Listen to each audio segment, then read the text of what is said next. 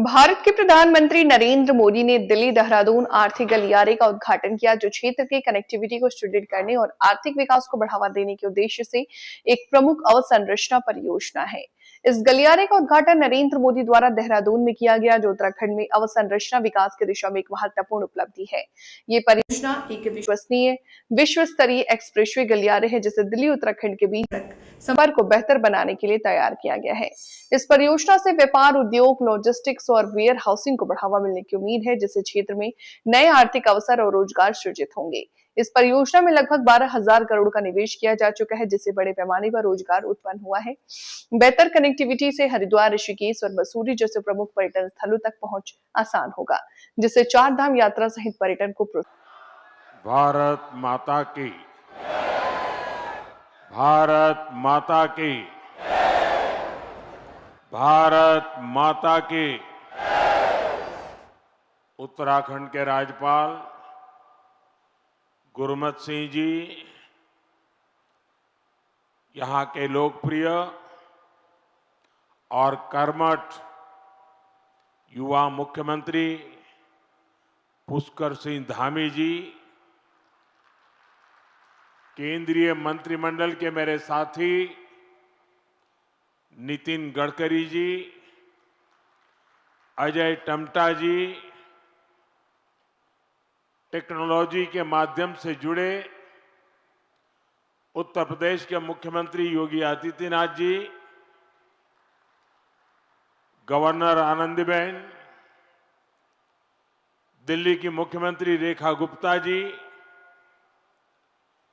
मंच पर उपस्थित प्रदेश भाजपा अध्यक्ष महेंद्र भट्ट जी, पूर्व राज्यपाल भगत सिंह कोश्यारी जी, पूर्व मुख्यमंत्री भाई रमेश पोखरियाल, विजय बहुगुणा जी, तीरथ सिंह रावत जी, त्रिवेंद्र सिंह रावत जी, उत्तराखंड सरकार के सभी मंत्रीगण, सांसद और विधायकगण और विशाल संख्या में पधारे मेरे प्यारे भाइयों बहनों, देवभूमि उत्तराखंड की इस पावन धरती पर आप सभी को मेरा प्रणाम। बहुत बड़ी संख्या में आए हुए पूज्य संतगण को भी प्रणाम।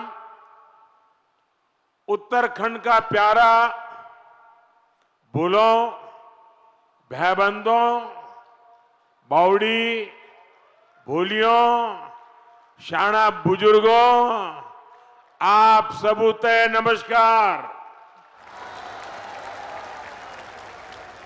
मेरो प्यारो दाजी भाई, दीदी बहनी, आमा बाबा सबई लाई मेरो तरफ देखी ठोक दिन छो।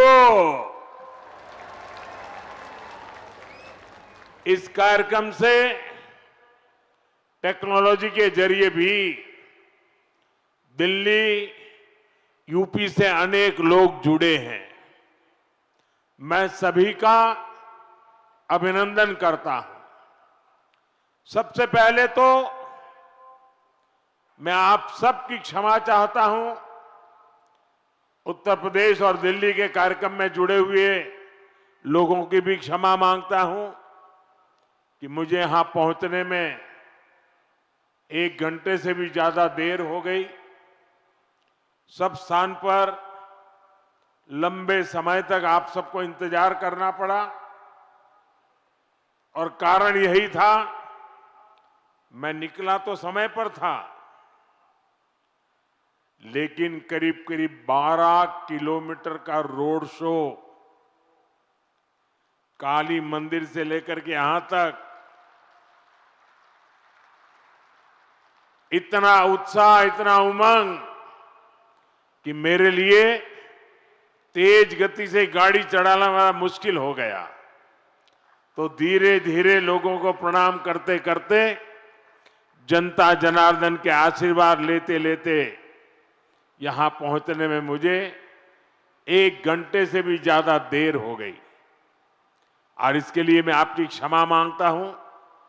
और ऐसी धूप में 12 किलोमीटर ये जन सैलाब, ये उत्तराखंड का प्यार, माताओं बहनों का आशीर्वाद, मैं आज उत्तराखंड से एक नई ऊर्जा लेकर के जाऊंगा, नई प्रेरणा लेकर के जाऊंगा और मैं इसके लिए हर किसी का हृदय से आभार व्यक्त करता हूं। साथियों, आज देश में पर्व त्योहार की उमंग है। विभिन्न विश्वों में नववर्ष का आगमन हुआ है। मैं देशवासियों को बैसाखी, बोहाग बिहू और पुथांडु की शुभकामनाएं देता हूं। साथियों, अगले कुछ ही दिनों में यमुनोत्री, गंगोत्री, बाबा केदारनाथ, बद्रीनाथ धाम की यात्रा भी शुरू होने जा रही है। इस पवित्र समय का देश के कोटि कोटि आस्थावान श्रद्धा भाव से इंतजार करते हैं। मैं पंच बद्री, पंच केदार, पंच प्रयाग और यहां के आराध्य देवों को श्रद्धापूर्वक प्रणाम करता हूं। मैं संतला माता को भी नमन करता हूं। यहां आने से पहले मुझे मां डाट काली के दर्शन करने का सौभाग्य मिला है। देहरादून शहर पर मां डाट काली की बड़ी कृपा है।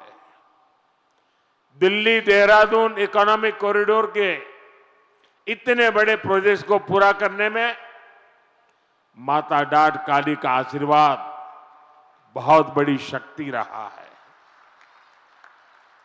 साथियों, उत्तराखंड राज्य अपनी स्थापना के 25 वर्ष पूरा करने के साथ ही 26वें वर्ष में प्रवेश कर चुका है।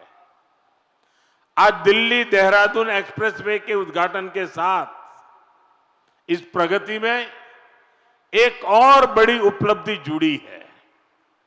आपको याद होगा, बाबा केदार के दर्शन के बाद मेरे मुंह से अनायास निकला था कि इस शताब्दी का तीसरा दशक उत्तराखंड का दशक होगा। मुझे बहुत खुशी है कि डबल इंजन सरकार की नीतियां और उत्तराखंड के लोगों के परिश्रम से ये युवा राज्य विकास के नए आयाम जोड़ रहा है।